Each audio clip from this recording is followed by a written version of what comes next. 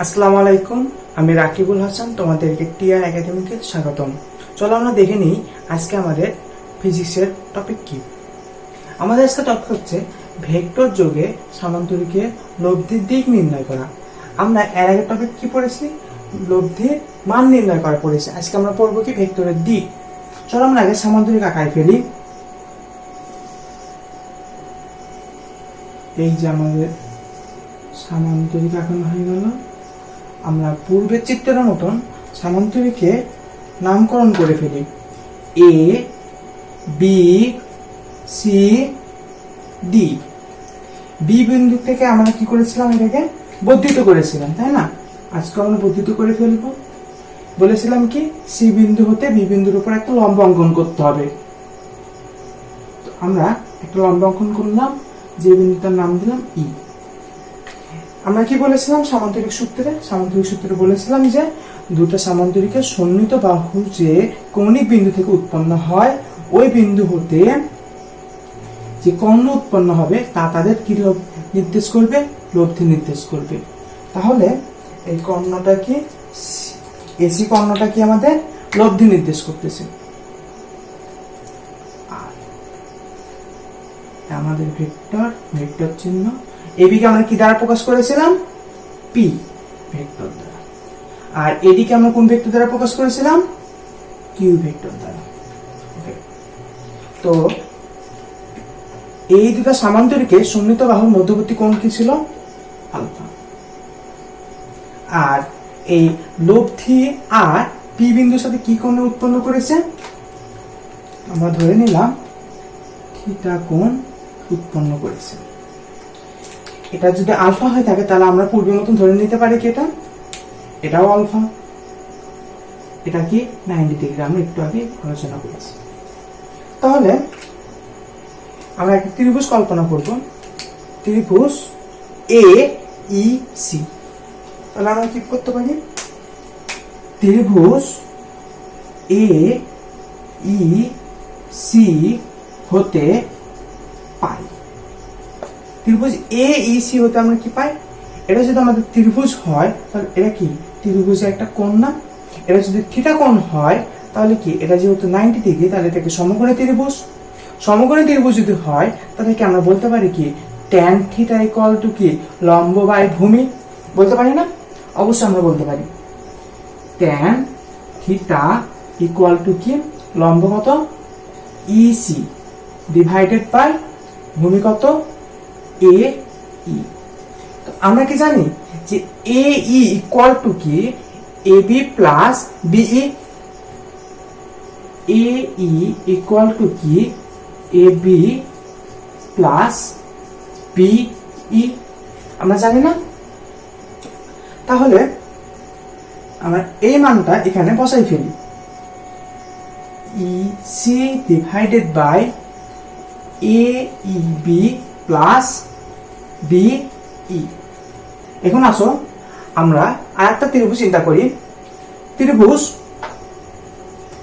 BEC. ত্রিভুজ BEC হতে পাই। ত্রিভুজ বিইসি হতে কি পাই? এটা একটা সমকোণী ত্রিভুজ।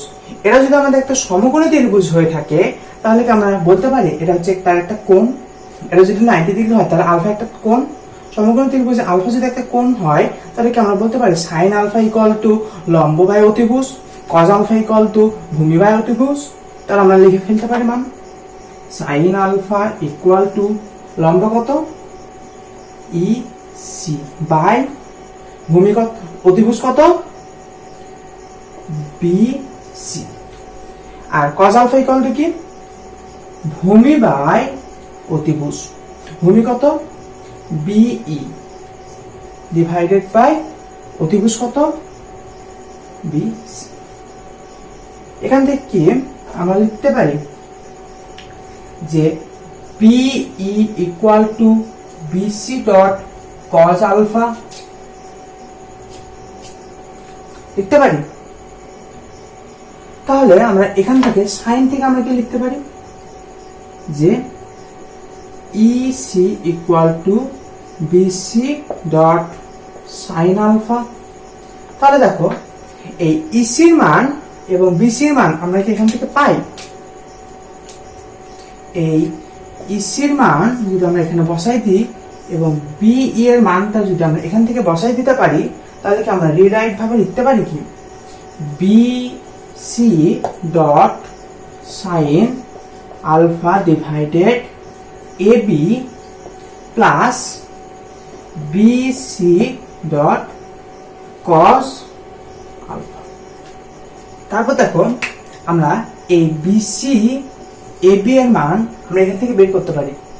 আমরা কি ধরেছি যে এ বি যদি একটা ভেক্টর হয়, তাহলে এটি ভেক্টরকে আমরা কি দ্বারা প্রকাশ করেছি? P vector. তাহলে আমরা জানি এখানে যে এ বি যদি একটা ভেক্টর হয়, তাহলে আমরা একে কি দ্বারা প্রকাশ করেছি? পি ভেক্টর দ্বারা। তাহলে এর মান কত? মান হচ্ছে কি আমাদের পি। আর এডি যদি আমাদের একটা ভেক্টর হয়, তাহলে এটাকে আমরা কি ভেক্টর দ্বারা প্রকাশ করেছি? Q vector. এই কিউ ভেক্টরের মান কত? কিউ। দেখো এডি আর বিসি এই দুটো কি বাহু সমান, আবার এ বি আর সিডি এই দুটো বাহু কি সমান। কারণ আমরা জানি সামান্তরিকে এই কুই সন্নিহিত বাহুদ্বয় কি সমান হয়ে থাকে, আর বিপরীত সন্নিহিত বাহুদ্বয় কি ভিন্ন হয়ে থাকে। তাহলে আমরা এখান থেকে বলতে পারি কি A B equal to CD আর বিসি ইকুয়াল টু কি এডি। বিসি ইকুয়াল টু কি এডি ইকুয়াল টু কি আমরা পি বলতে পারি না? এবি এর মান কত? পি। পি থেকে আমরা কি বলতে পারি? পি। বিসি এর মান কত? কিউ। কারণ হচ্ছে কি এডি এর মানও কিউ ইকুয়াল টু কিউ। তাহলে আমরা এই পি এবং কিউ, পি কোথায় বসাবো? এ বি এর জায়গায়, আর কিউ কোথায় বসাবো? বিসি এর জায়গায়। তাহলে কি হবে? আমাদের লব্ধি দিক নির্ণয় করার সূত্রটা তৈরি হয়ে যাবে। তাহলে আমরা মান বসাই দিতে পারি যে বিসির জায়গায় কি বসাবো? Q sine alpha divided P plus বিসির জায়গায় কি কিউ কস আলফা। অতএব কি লিখবো আমরা? থিটা ইকুয়াল টু কি tan inverse Q sine alpha divided P plus Q cos alpha. চলো এখন আমরা এই লব্ধির দিক নির্ণয়ের সূত্র দিয়ে আমরা একটা অঙ্ক করে আসি। এখানে আমাদের অঙ্কে দেওয়া আছে, দেখো যে সাকিব একটি মোটরসাইকেল চালিয়ে দক্ষিণ পূর্ব দিকে 30 ডিগ্রি কোণে 200 কিলোমিটার পার আওয়ারে যায়। অতঃপর সে দক্ষিণ পশ্চিম দিকে 30 ডিগ্রি কোণে 210 কিলোমিটার পার আওয়ারে যায়। তাহলে সাকিবের লব্ধির দিক নির্ণয় করো। তাহলে সাকিব কোন দিকে গেছে, লব্ধির সাথে কত ডিগ্রি অ্যাঙ্গেলে গেছে, সেই দিকটা আমাদের নির্ণয় করতে হবে। তো চলো আমরা প্রথমে চিত্রটা আঁকাই ফেলি।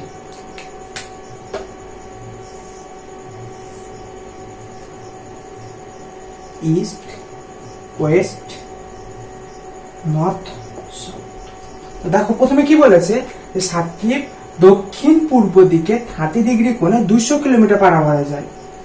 দক্ষিণ পূর্ব দিকে 30 ডিগ্রি কোণে 200 কিলোমিটার পার আওয়ারে যায়। তাহলে আমরা 200 কিলোমিটার পার আওয়ার দিয়ে দিলাম। তারপর কি বলেছে সে? দক্ষিণ পশ্চিম দিকে, দক্ষিণ পশ্চিম মানে দক্ষিণ দিক থেকে পশ্চিম দিকে 30 ডিগ্রি অ্যাঙ্গেলে 210 কিলোমিটার পার আওয়ারে যায়। লিখে ফেললাম। এই দুইটা অংশ যদি আমি বর্ধিত করি, দেখো এই দিক থেকে যদি আমি এই অংশটা বর্ধিত করি, তাহলে এটা কি আবার সামান্তরিক হয়ে গেল না? সামান্তরিক যদি হয় তাহলে এদের কৌণিক বিন্দু থেকে একটি লব্ধি ক্রিয়া করবে। এটা কি করবে? এই কৌণিক বিন্দু হতে এই বরাবর লব্ধি ক্রিয়া করবে। যে লব্ধির মান ধরে নিলাম আমরা আর ভেক্টর। এটা যদি একটা ভেক্টর হয় তাহলে আমরা এর মান দিয়ে ফেলি 0 ও এ বি সি। দেখো তাহলে এটা যদি আমাদের লব্ধি হয় তাহলে আমাদের কি বলেছে? আর যদি আমাদের লব্ধি হয় তাহলে লব্ধির দিক নির্ণয় করতে হবে। আমরা ধরে নিলাম যে লব্ধি দক্ষিণ পশ্চিম দিকের সাথে ক্রিয়া করতেছে। আমরা যে কোনো একদিকে ধরে নিতে পারি। এখানে আমরা যেদিকে ধরবো সেদিকের আমরা হচ্ছে কি দিক রাস্তা আমরা বলে দিব যে কোন দিকে যাচ্ছে, দক্ষিণ পশ্চিম দিকে যাচ্ছে না দক্ষিণ পূর্ব দিকে যাচ্ছে। চলো আমরা প্রথমে সিম্পল ভাবে করে নিই অঙ্কটা। তো এই 200 কিলোমিটার পার আওয়ারকে আমরা ধরলাম সামান্তরিক সূত্রের পি বিন্দু এবং 210 কিলোমিটার পার আওয়ারকে ধরলাম আমরা সামান্তরিক সূত্রের কিউ বিন্দু।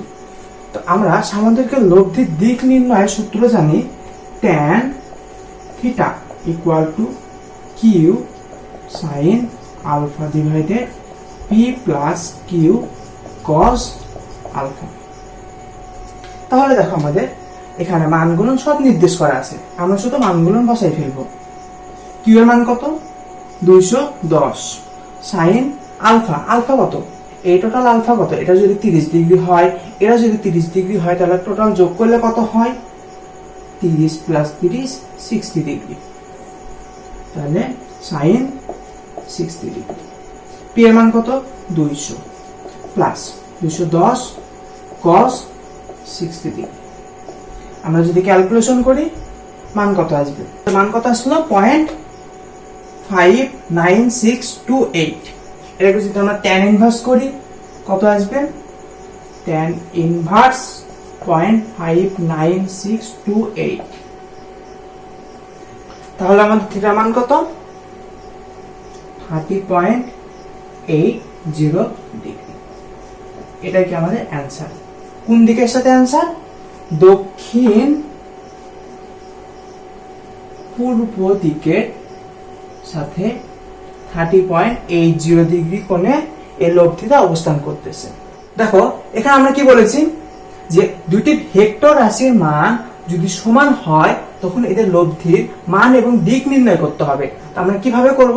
সামান্তরিক সূত্রের সাহায্যে আমরা এই লব্ধির মান এবং দিক নির্ণয় করতে পারি। চলো আমরা প্রথমে একটা সামান্তরিক আঁকাই ফেলি।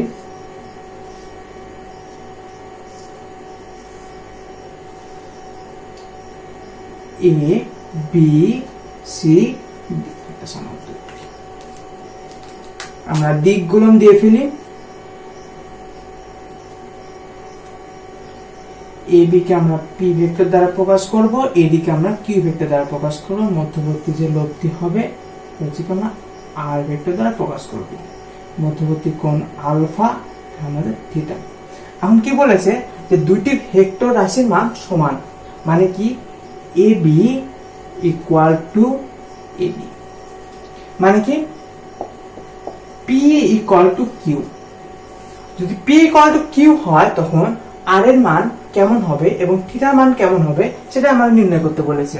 তাহলে চলো আর ইকুয়াল টু আমরা কি জানি? Root over P square plus Q square plus 2p Q cos alpha. আমরা এখানে কি জানি যে p equal to Q, p square plus 2p cos equal to root over 2p square plus 2p square cos alpha. তাহলে কি লিখতে পারি? 2p square যদি আমি কমন নিই তাহলে 1 প্লাস cos আলফা।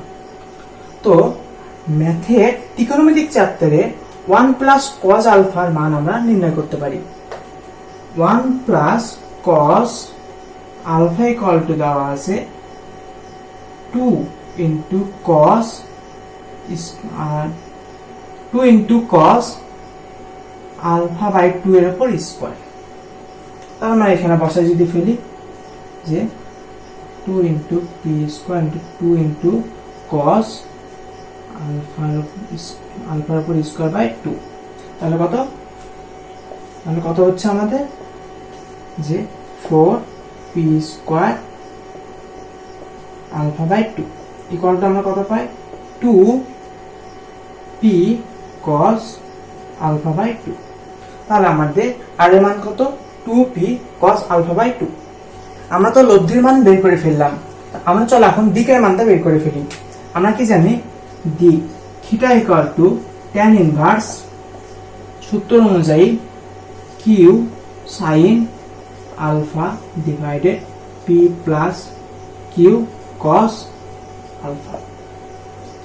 তো আমরা জানি tan inverse Q sine alpha divided P ইকুয়ালটা আমরা কি জানি, পি ইকুয়ালটা আমরা জানি কিউ, কারণ হচ্ছে কি দুটো ভেক্টরের রাশির মান সমান। তাহলে P equal to Q plus Q cos alpha. তাহলে আমরা কি লিখতে পারি, tan inverse Q sine alpha divided Q 1 plus cos alpha. এই কিউ কেটে যায়। তাহলে আমরা কি লিখতে পারি এখান থেকে, tan inverse sine alpha. Sine alpha equal to কি জানো তোমরা, সাইন 2 আলফা ইকুয়াল টু জানি 2 dot sine alpha dot cos alpha.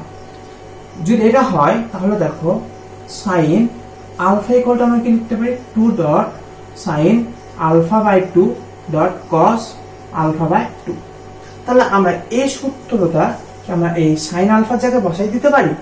আর আমরা পূর্ববর্তীতে জেনেছি যে 1 plus cos alpha equal to কি জানি 2 কস স্কয়ার আলফা বাই 2।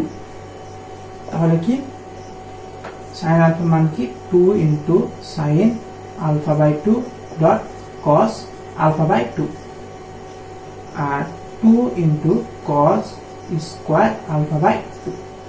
এই একটা আলফা কেটে যায়, তাহলে কি থাকে tan ইনভার্স 2 কেটে যায় sine alpha by 2 divided cos alpha by 2।